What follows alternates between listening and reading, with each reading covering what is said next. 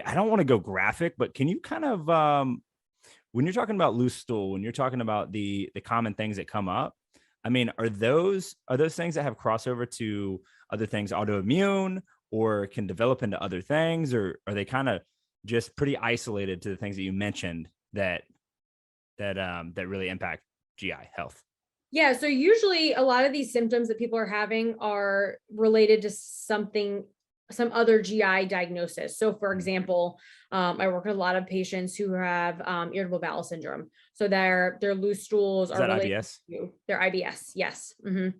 Yep. So their loose stools, their pain, their bloating is related to the IBS, which is a lot of times related to their diet.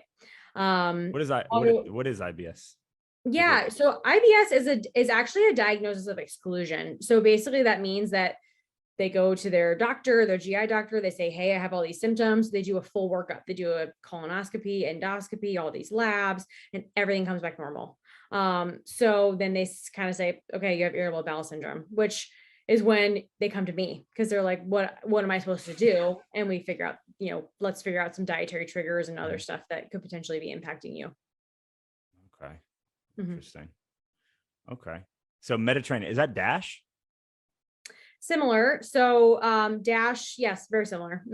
Dash focuses a little bit more on the sodium intake because it's focused more on high blood pressure, but Mhm. Mediterranean is still a heart healthy approach. It's just Mediterranean has a little bit more like healthy fat focus. Yeah. What can you define a healthy fat for everyone listening? Sure, yeah. So there's two types of fat. There's saturated fat and then there's unsaturated fat. So saturated fat comes from animal products. So that would be things like beef, pork, bacon, any kind of dairy product is going to have saturated fat.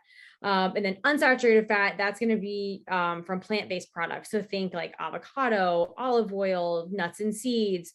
Those are going to be your healthy fats. So if you were to leave, when you make bacon and you pour the grease in the jar and you sit it on the counter, it gets hard. But if you were Mhm. to leave olive oil on the counter, same amount of time, that's never hardening, right? So think about that's kind of what it does in our arteries too. So the saturated fat is going to get hard like that, whereas the unsaturated fat is not. So that's why we want to choose those unsaturated, healthier fats. That's a that's a pretty interesting picture there. That's what it does in Yeah, our you like artery. that Hard graphic for you? hard pass. I eat dark meat all the time, so yeah. Let's rewind that one.